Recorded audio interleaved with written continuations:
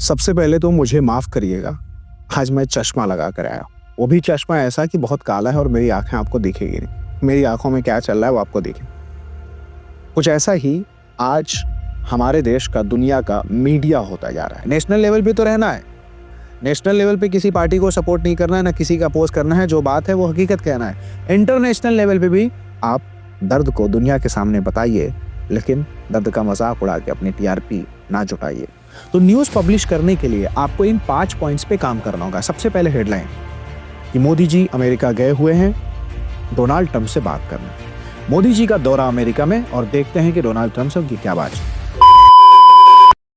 सबसे पहले तो मुझे माफ़ करिएगा, आज मैं चश्मा लगा कर आया हूँ। वो भी चश्मा ऐसा कि बहुत काला है और मेरी आँखें आपको दिखेगी नहीं। मेरी आँखों में क्या चल रहा है वो आपको दिखे। कुछ ऐसा ही आज हमारे देश का, दुनिया का मीडिया होता जा रहा है, जर्नलिज्म होता जा रहा है। लेकिन मैं आज आपको वो मार्गदर्शन देने वाला हूं जो आप सभी लोगों को अपनाना चाहिए। अगर आप एक जर्नलिस्ट, एक पत्रकार बनना चाहते हैं, न्यूज़ एंकर बनना चाहते हैं, न्यूज़ रिपोर्टर बनना चाहते हैं, तो आपको क्या फॉलो करना है, क्या चीज़ें सीखनी है, क्या चीज़ें अपनानी है, क्या-क्या बातें ध्यान रखनी है, किस कोर्स से गुजरना है, क्या 5W क्या होता है, हेडलाइंस कैसे प्रिपेयर करते हैं, एनालिसिस कैसे करते हैं, ग्राउंड रिपोर्टिंग कैसे करते हैं, ये सारी चीज़ों के बारे में मैं आज बताऊंगा। सबसे पहले, अगर आप न्यूज़ रिपोर्टर या जर्नलिस्ट बनना चाहते हैं, न्यूज़ एंकर बनना चाहते हैं, तो आपको पता है कि आपको BJMC, bachelor of journalism and mass communication करना होता है। आप एमजेएमसी भी उसके बाद कर सकते हैं, master of journalism and mass communication. ये रही डिग्री की बात। आप फोटो जर्नलिज्म भी कर सकते हैं, वीडियो जर्नलिज्म भी कर सकते हैं। ये अलग-अलग आपके डिग्रीज है और कोर्सेज एंड डिप्लोमास।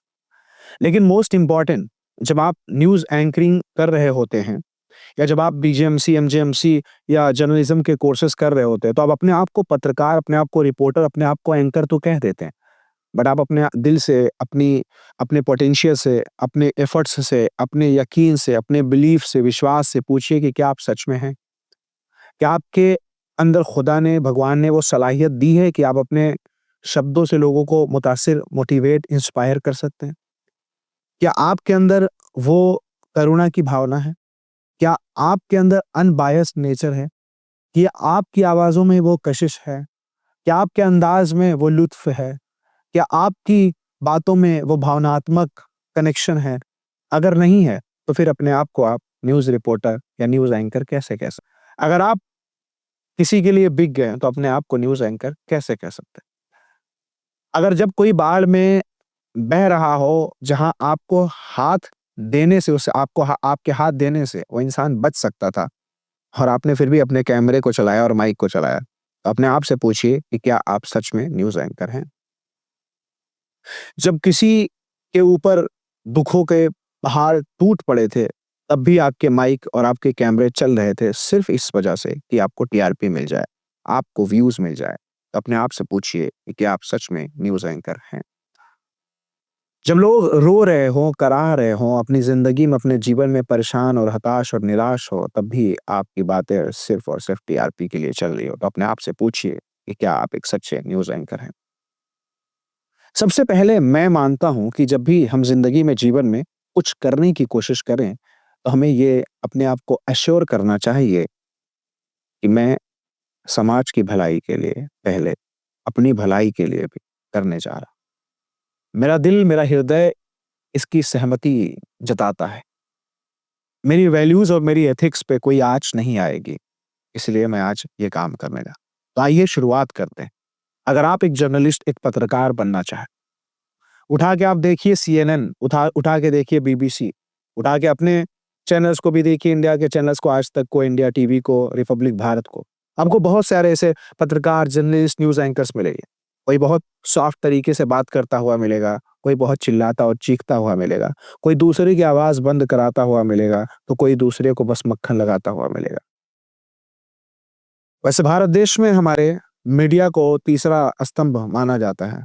तीसरा नहीं, चौथा स्तंभ माना जाता है। भारत देश का 4th पिलर हमारा मीडिया है, बट आज वो मीडिया ऐसा ना हो डगमगा कर टूट जाए। और अगर ये टूट जाएगा, तो आप पत्रकार बन के, न्यूज़ एंकर बन के क्या करेंगे?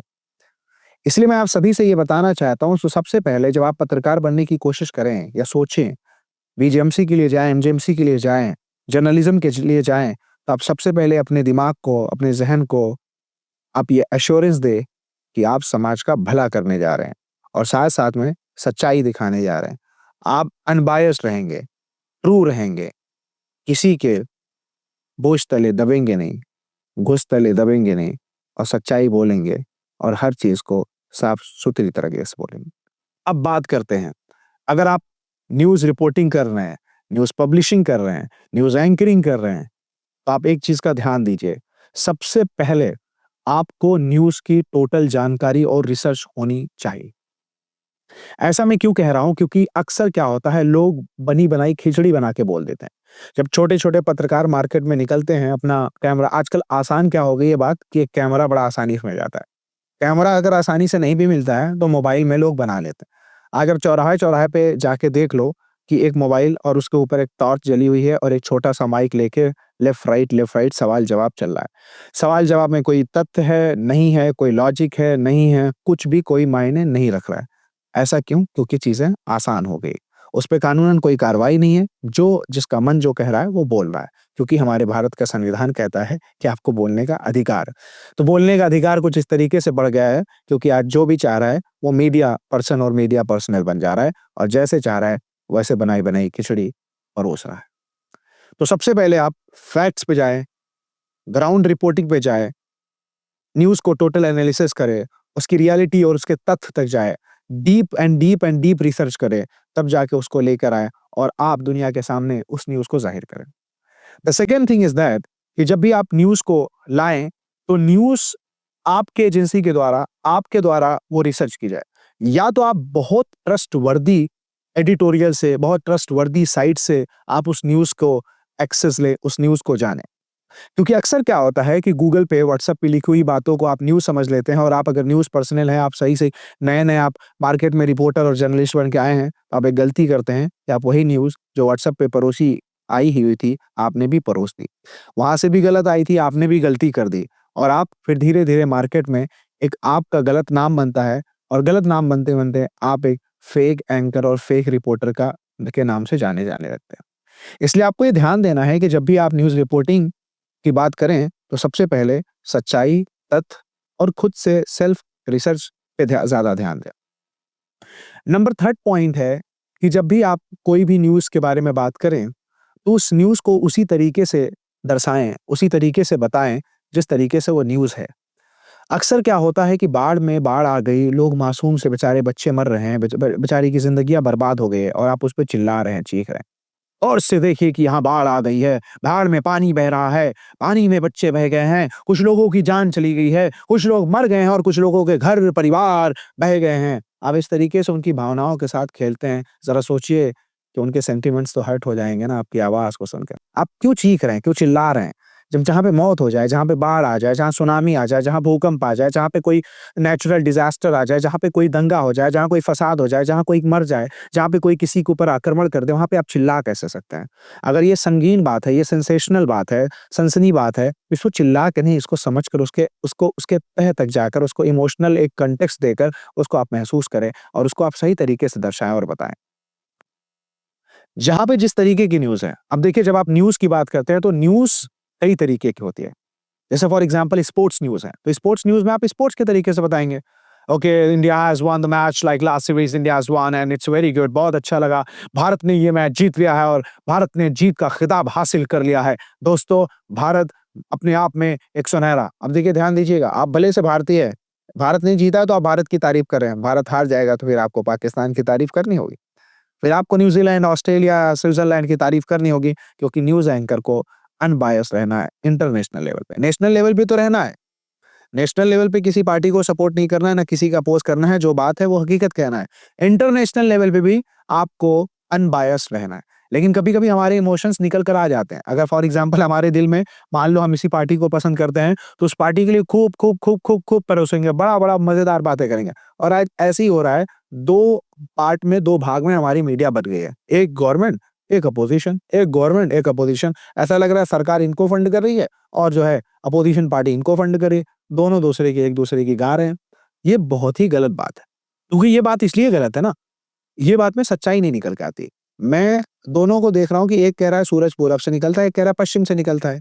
एक कह रहा है 11 बजे सूरज बीच में आ जाता है, एक कह रहा है 12 बजे आ जाता है। अब बेचारी जनता, बेचारे लोग परेशान हैं, कन्फ्यूज़्ड हैं कि कौन सही बोल रहा है, कौन सही कह रहा है। तो इसलिए आपको ये ध्यान देने की ज़रूरत है कि आपको पूरा अनबायस्ड रहना है। और दूसरी चीज़ जो मैंने आपको बताई कि आपको उस हिसाब से न्यूज़ को परोसना है, जिस हिसाब से है। तो दूसरा पॉइंट होता है एंटरटेनमेंट न्यूज़। अगर आप एंटरटेनमेंट न्यूज़ बात कर रहे हैं, तो आपको थोड़ा जॉली रहना है, थोड़ा फ़नी रहना है, थोड़ा ह्यूमर डालना है, राइट? थोड़ा स्माइल करना है, उस तरीके से टोन आपको लाना है। Like okay, the box office collection of Pathaan movie is 1000 ladies and gentleman, right? Box office collection जो है पठान का 1000 करोड़ हो चुका है। पठान मूवी ने सारे फ़िल्मों का रिकॉर्ड तोड़ दिया है। और मैं कहता हूँ कि अभी देखते हैं कि शाहरुख खान ने धूम मचा दी है एकदम। वैसे धूम मचा ले तो गाना किसी और मूवी का था। तो वैसे आज जो है शाहरुख खान ने जो है कि बॉक्स ऑफिस में और फ़िल्म इंडस्ट्री में, बॉलीवुड में धूम मचा के रख दी है। यहाँ पे एक खबर और एंटरटेनमेंट बॉलीवुड इंडस्ट्री से आ रही है कि अरिजीत सिंह का एक नया गाना लॉन्च हो रहा है और उस गाने का नाम है छम्मक छम्मक, छम्मक छम्मक। तो अब इस तरीके से जब आप बातें करते हैं ना, तो एंटरटेनमेंट सा लगता है, क्योंकि आप एंटरटेनमेंट की बात कर रहे हैं। तीसरा आपका है जिसको बोलते हैं सीरियस या हॉट, जिसको बोल सकते हैं हार्ड न्यूज़, या तो हॉट न्यूज़ या तो सीरियस न्यूज़। हार्ड न्यूज़ का मतलब क्या है? जहाँ पे आप पॉलिटिकल बात करें, जहाँ पे डिज़ास्टर की बात करें, जहाँ पे कुछ ऐसे पॉइंट की बात करें, शेयर मार्केट की बात करें, ऐसे पॉइंट की बात करें जो सीरियस है, जो हार्ड है, जिसको आप बहुत सी रिसर्च करके बोलेंगे और एक भी उल्टा-सीधा नहीं कर सकते। लेकिन आज लोग उल्टा-सीधा करके ही अपनी मार्केट चला रहे हैं, अपनी दुकान चला रहे हैं। दैट इज़ रॉन्ग, गलत है। तो इसको आप पूरा प्रॉपर तरीके से रिसर्च करिए। एक होती है सॉफ्ट न्यूज़। सॉफ्ट न्यूज़ में ये सारा एंटरटेनमेंट, बॉलीवुड, गाना, ये सारी चीज़ें जो आ जाएगी, जो जनरल लाइफ़ में हमारी एंटरटेनमेंट के लिए चलती है। उसके बाद आप देखेंगे तो इंटरनेशनल न्यूज़ है, नेशनल न्यूज़ है, राइट? पॉलिटिकल न्यूज़ है, बहुत अलग-अलग तरीके की न्यूज़ आती है। तो जिस तरीके का कॉन्टेक्स्ट हो, जिस तरीके की न्यूज़ हो, आप उस तरीके से उसको परोस दीजिए। दूसरा पॉइंट आपको यहाँ पे समझना ये है कि जब आप न्यूज़ जो है कि रिसर्च कर रहे होते हैं, तो आपको न्यूज़पेपर अगर आप पढ़ेंगे, the times of India, the Hindu, Hindustan times, daily times, कोई भी न्यूज़पेपर आप लेंगे, या हिंदी का भी ले लीजिए, अमर उजाला ले लीजिए, कुछ भी ले लीजिए। तो आपने वहाँ पे जो है कि आप देखे होंगे कि सबसे पहले एक जो है होता है ना, सबसे पहले मोटा वाला जो अक्षर होता है, वो हेडलाइन होता है, मेन वाला, राइट? हेडलाइन। हेडलाइन के नीचे आप उसकी जो है सब्जेक्टिव लाइन, या तो कह सकते हैं कनेक्टिंग लाइन दी रहती है, उसको बाई लाइन बोलते हैं। उसके बाद जो होता है तीसरा, जो जहाँ पे लेखक का नाम, राइटर का नाम आता है, या उसका उसका पब्लिशर का नाम आता है, वो होता है आपका लीड। और फिर चौथे पॉइंट में जो एग्ज़ैक्ट इन्फॉर्मेशन होती है, जो डिटेलिंग होती है, पूरा डिटेल्स में लिखा जाता है, उसको हम बोलते हैं body.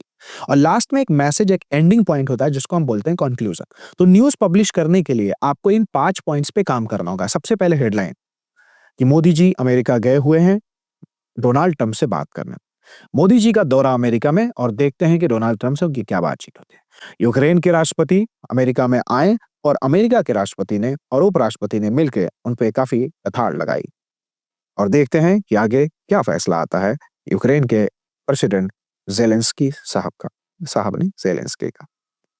Ladies and gentlemen, this meeting was converted into a debate where Donald Trump and Vladimir Zelensky started debating regarding their battle with Russia. So अब इस तरीके से करके आप चीज़ को परोसते हैं, बताते हैं। बहुत काम होके भी बता सकते हैं, बहुत हार्ड होके भी बता सकते हैं, बट आपको ये ध्यान रखना है कि आपको सही तरीके से बताना है। उसके बाद आपको 5 पॉइंट्स पे और काम करना है। अब ये 5 पॉइंट्स क्या है? 5 डब्ल्यू जिसको बोलते हैं। ये 5 डब्ल्यू उतना ही इम्पोर्टेंट है जैसे कि आपकी 5 इंद्रियाँ इम्पोर्टेंट हैं, राइट? नाक, कान, ज़ुबान, चमड़ी, और जो है साथ में आँख। जैसे 5 सेंसेस इम्पोर्टेंट हैं, उसी तरीके से 5 डब्ल्यू इम्पोर्टेंट। सबसे पहला व्हाट, क्या हुआ? एग्ज़ैक्टली आपको वो जानना है कि क्या हुआ? क्या, क्या, क्या, क्या, क्या? आपको क्या ही नहीं पता रहेगा तो परोसोगे क्या? Number second point of when, ये चीज़ कब हुई? Time, what is the time?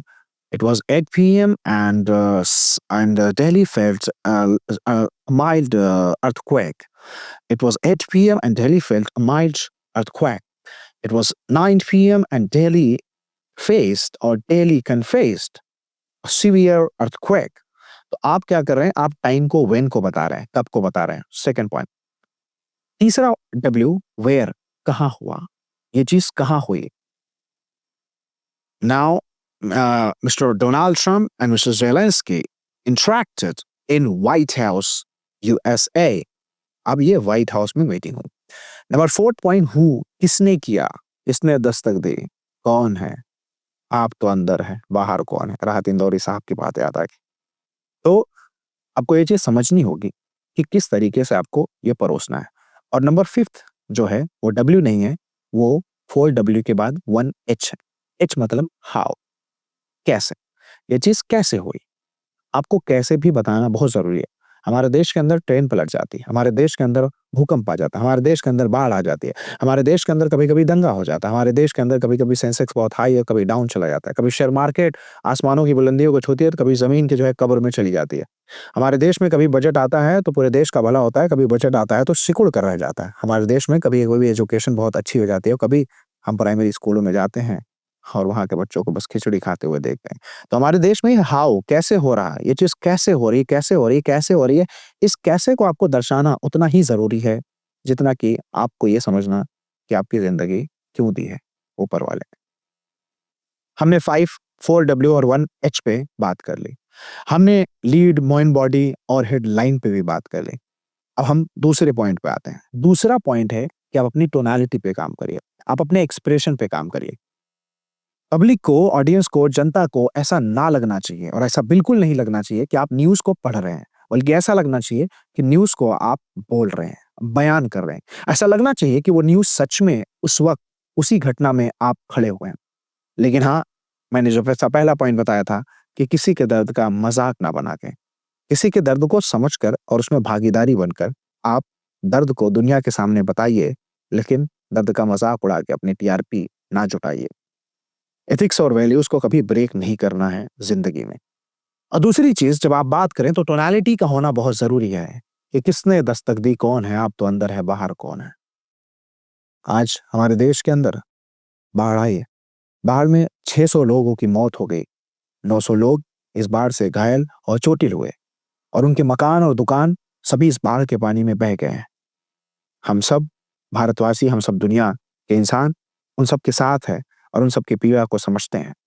और आइए हम सब मिलकर इस बाढ़ से निजात पाएँ और हम उन सब की मदद करें जो इस बाढ़ से पीड़ित हैं।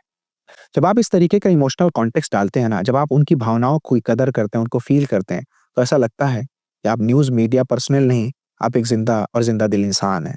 आप लोगों के दर्द को महसूस करते हैं, आप उनको जीते हैं और उनको समझते हैं और आपकी बात में इतनी कशिश आएगी, इतना माँ की कसम इतना अच्छा लगेगा कि लगेगा कि हाँ, हमारे साथ भी मीडिया वाले खड़े हैं। ऐसा ना हो कि गरीबों के खिलाफ हो, अमीरों के पक्ष में हो। ऐसा ना हो कि जहाँ लाठी मज़बूत हो, उसी लाठी को आप पकड़ लें और बोले, "ये तो लाठी बहुत अच्छी है।" उसको भी देखें जो उस लाठी से चोट खाया हुआ है। उसके लिए भी बोलें जो उस लाठी के चोट से उसको दर्द हो रहा है, उसके लिए भी बोलें। अपने एक्सप्रेशन पे काम करें, अपनी टोनैलिटी पे काम करें, अपने पिच पे काम करें, अपने वॉल्यूम पे काम करें और डेली प्रैक्टिस करें। न्यूज़ रिपोर्टिंग, न्यूज़ रिपोर्टर्स को सुनें, कैसे किस तरीके से कौन बोल रहा है, किसकी आपको अच्छी लग रही है, किसकी आवाज़ में वो कशिश है, किसके अंदाज़ में वो ताकत है, किसकी अंदाज़ में वो रूहानगी ताकत है, रूहानी ताकत है, उसको आप अपनाएँ और उस तरीके से आप न्यूज़ रिपोर्टिंग स्टार्ट करें। सबसे पहले आपको मौका कोई नहीं देगा, कोई न्यूज़ वाला आपको हायर नहीं करेगा, कोई न्यूज़ एजेंसी आपको मौका देगी नहीं। आप ऐसे ही इंतज़ार करते चले जाएँगे और एक दिन आप कब्र और शमशान घाट के में एक लाश बन के रह जाएँगे। तो आपको सबसे पहले कभी भी बड़ी अपॉर्च्युनिटी का, बुर्ज खलीफा के टॉप फ्लोर का इंतज़ार नहीं करना है, सबसे पहले अपने घर की छत चढ़नी है। तो सबसे पहले आपके पास कुछ भी है, कुछ नहीं है, आप सच्चाई बोलिए और सच्चाई अपने फ़ोन से बोलिए और शुरुआत करिए न्यूज़ को रिकॉर्ड करना। शुरुआत करिए अपने विचार को रखना, अपने विचार को नहीं फैक्ट्स को रखना और उसमें अपने विचार लेकिन निष्पक्ष विचार को रखना, पक्षपात नहीं होना चाहिए। इस तरीके से रखिए, शुरुआत करिए, कदम अपनी सीढ़ी पे रखिए, फिर उसके बाद दूसरी सीढ़ी पे रखिए, तीसरी सीढ़ी पे रखिए। एक दिन ऐसा आएगा जब हर न्यूज़ मीडिया वाला आपकी आवाज़ों को देखेगा और आपकी बातों को समझेगा, आपकी बातों को महसूस करेगा, आपके टैलेंट और आपके एफर्ट्स और आपके पोटेंशियल की को सम्मान देते हुए और बोलेगा, "आइए हम आपको लाखों करोड़ों दे रहे हैं, हमारी न्यूज़ एजेंसी से, हमारे न्यूज़ मीडिया चैनल से जुड़ जाइए।" आपको शुरुआत करनी होगी। सिर्फ इतना ही काफ़ी नहीं होता कि आपने कोर्स कर लिया है, आपने डिप्लोमा हासिल कर लिया है और काफ़ी ज़रूर होगा अगर आपने टैलेंट हासिल कर लिया। मेरी शुभकामनाएँ आपके साथ और आइए मैं दिल से आपको एक अच्छा न्यूज़ एंकर, एक अच्छा न्यूज़ रिपोर्टर देखना चाहता हूँ। जय हिंद, अस्सलाम वालेकुम, नमस्कार।